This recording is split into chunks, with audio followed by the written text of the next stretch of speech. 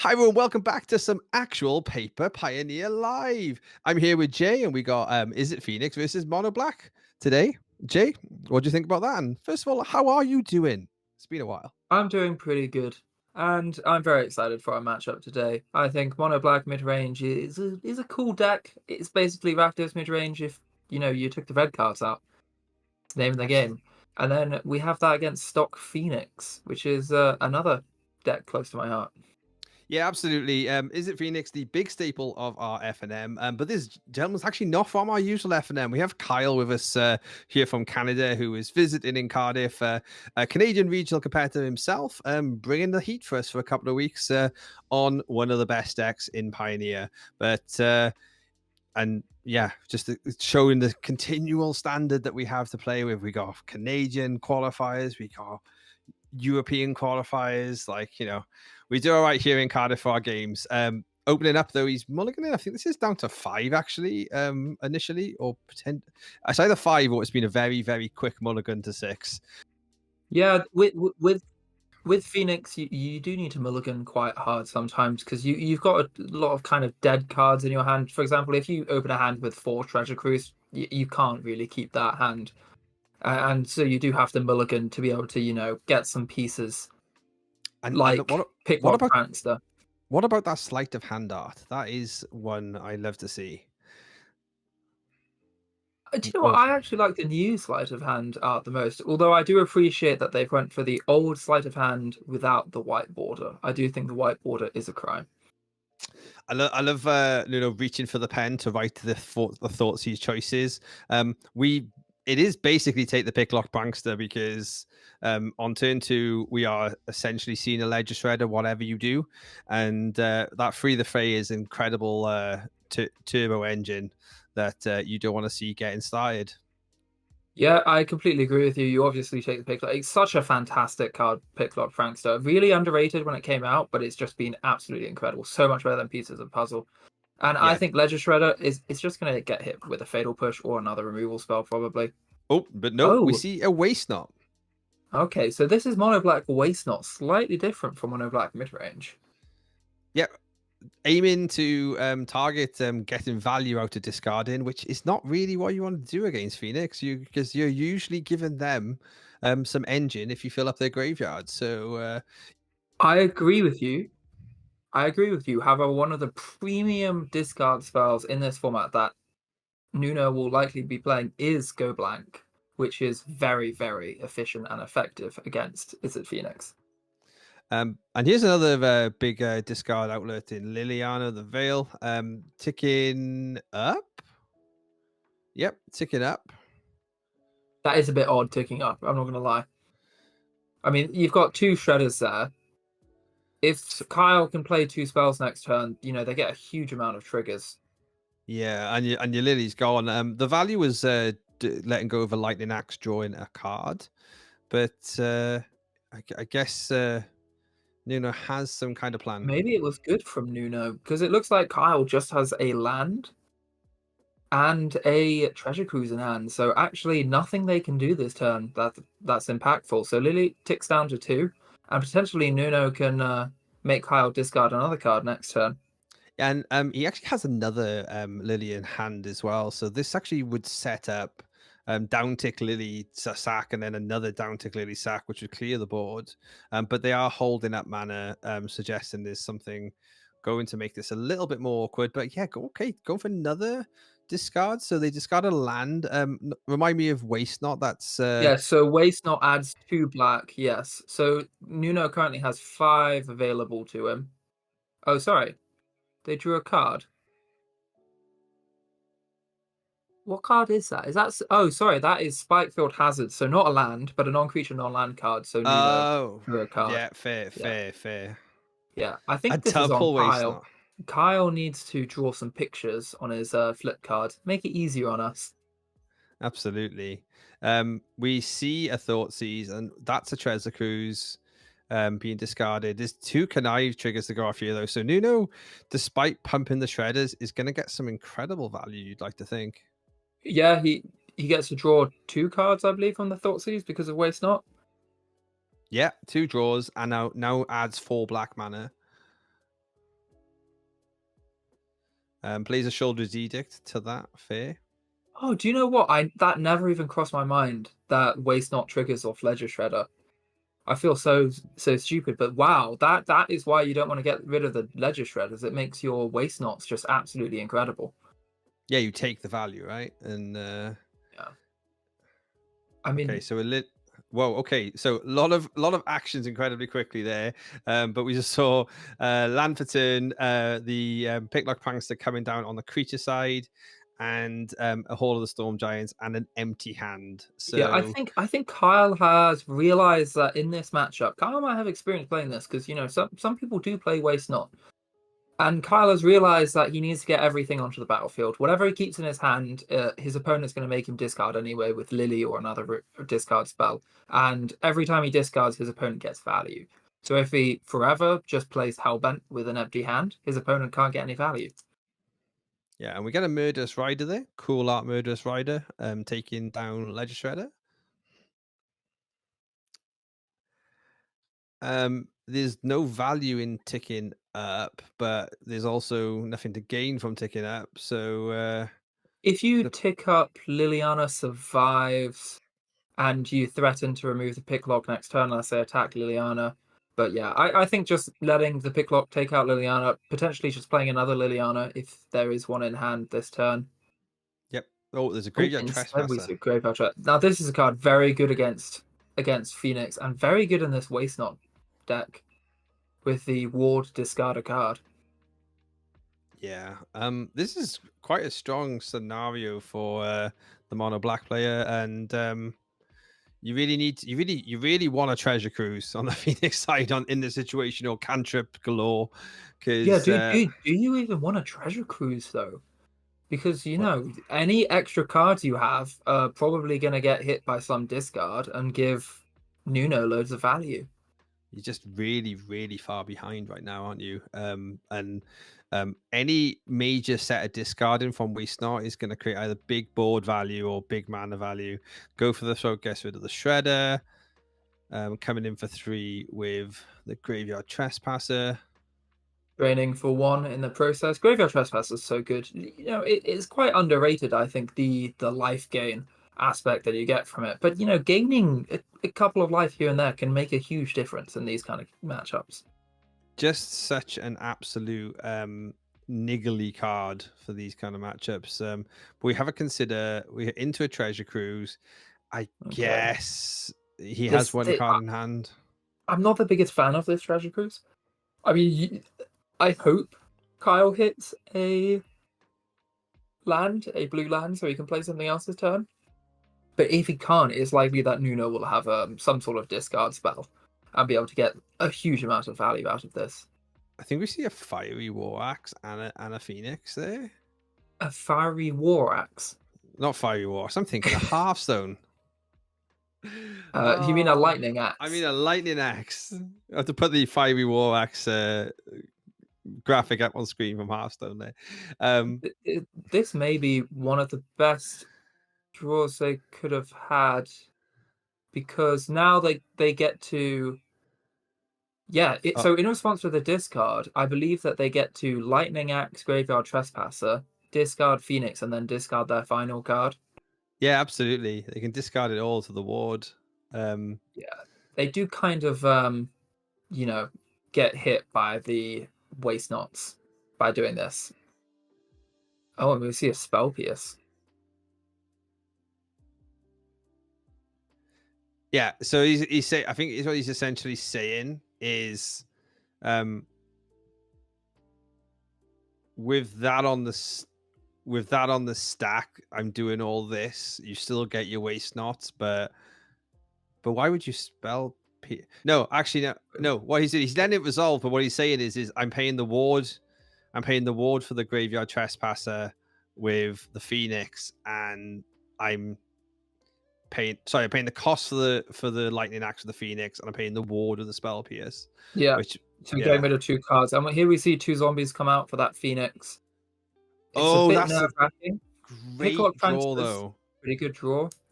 You really want to be hitting, a cantrip plus maybe a Phoenix. I mean, at this point, all you can do is race.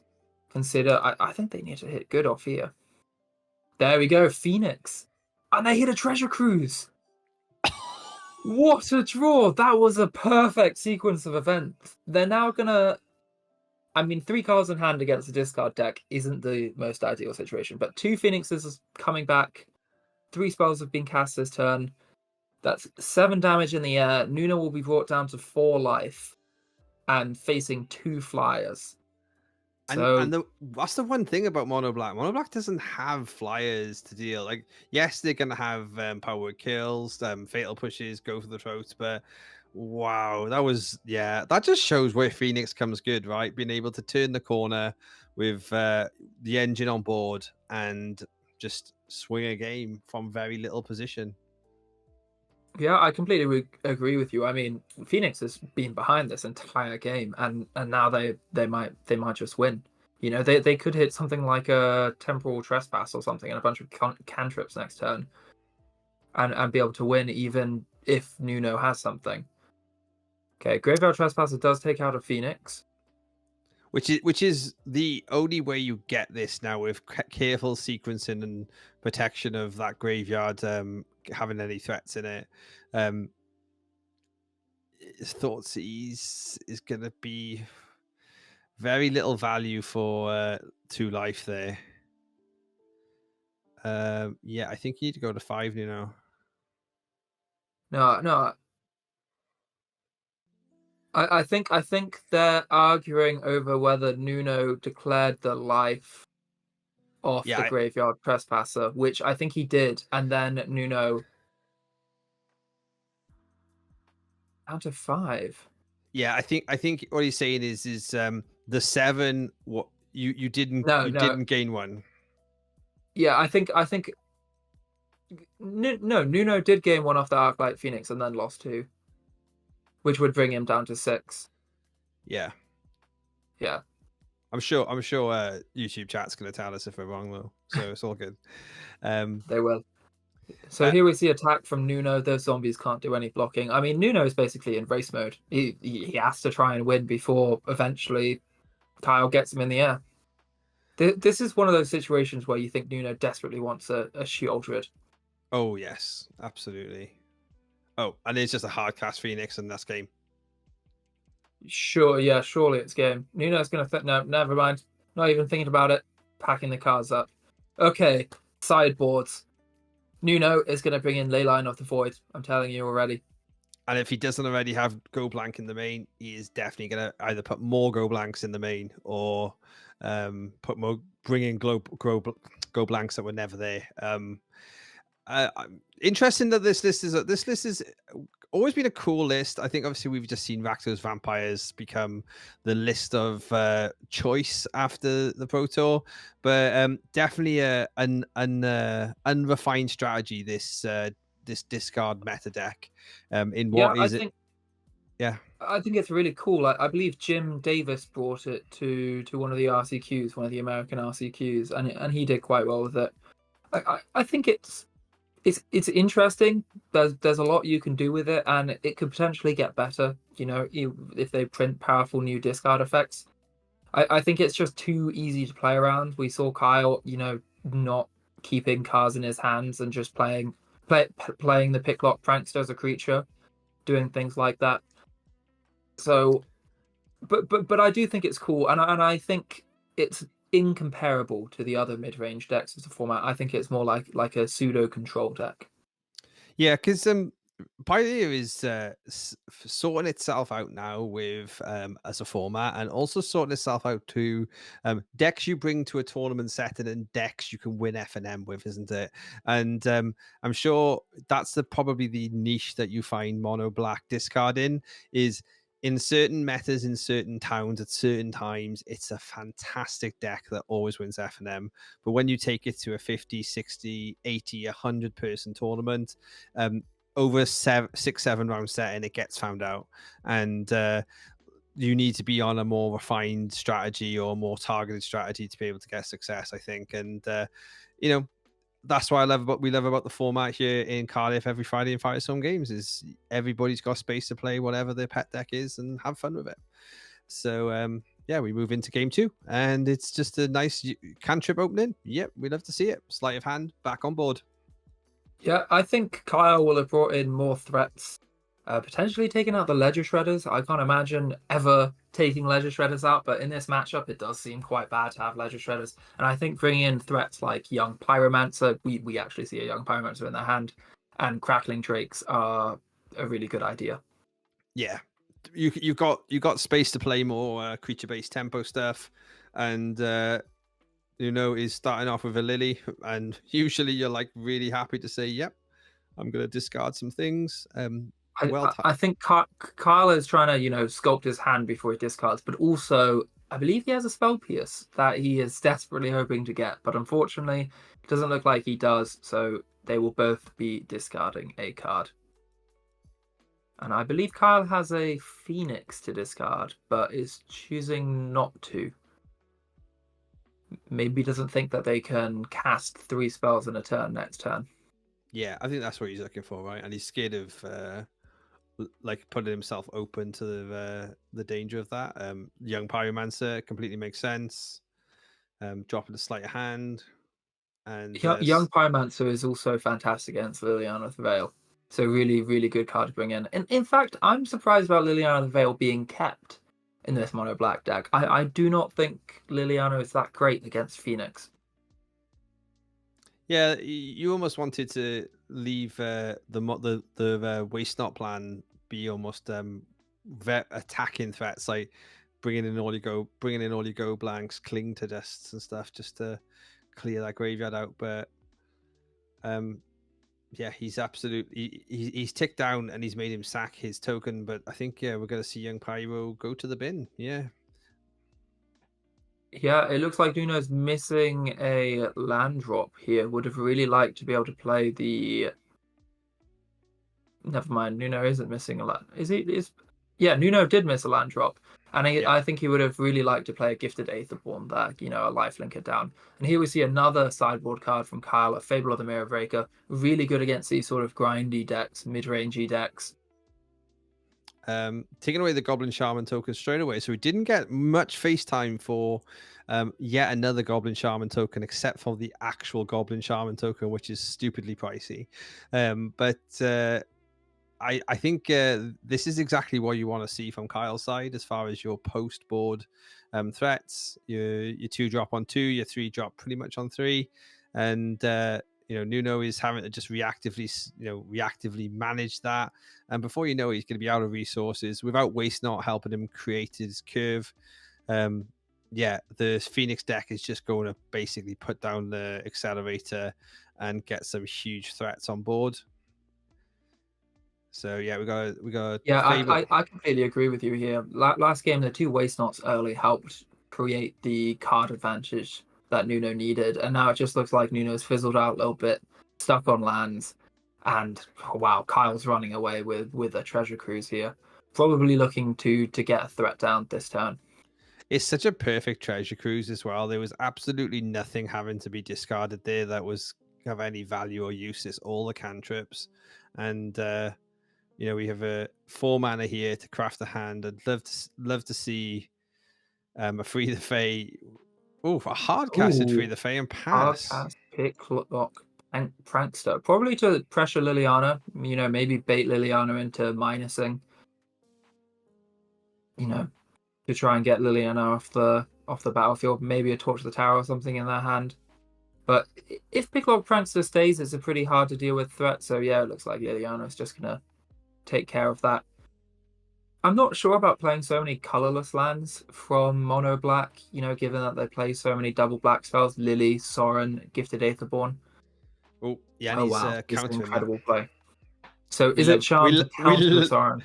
We love an Izzet Charm. That's the little pet card on the side. Izzet Charm, Boros Charm. We love to see them all. Yeah, I do love the charms. I do wish they were more playable nowadays. I do think they're. Oh, and here we see a Crackling Drake come down. And here we see why playing the Picklock Prankster was so good. Because, it forced Lily to tick down, and so Lily can no longer force Kyle to sacrifice the Crackling Drake. Well, aren't these drakes like tens? Because I can see 5 in the graveyard. He's got his exile pile a little bit off to the side. He's definitely treasure cruised for 5. So if they were, This is definitely a 2-turn clock. If even if it's 8 or 9 this turn, it will be 11 or 12 next turn. So it's a and 2-turn clock. and you just copy it with the Kiki Jiki and it's game. Yeah. Speaking of, ooh, okay. So speaking of the colorless lands, I see that Nuno has 2 Invoke Despairs in his hand. Incredible cards, especially against this board of a creature and an enchantment. But Nuno doesn't have quadruple black. He's got 2 colorless lands and a Field of Ruin that will take a turn and tapping down to be able to do it. So I personally think it's extremely surprising that Nuno plays these colorless lands. I was going to say that's a And so, March. Oh, oh, oh. is that just going to be a game? I think it is, and I think if Nuno had also, I know you, yes, game. Yeah, He could have discarded more black spells to ensure that, but I suppose in situations like that, you have no tempo. If they have spell pierce, they have it. You have to give it to them. That was just a pretty awesome showing from an Izzet Phoenix perspective.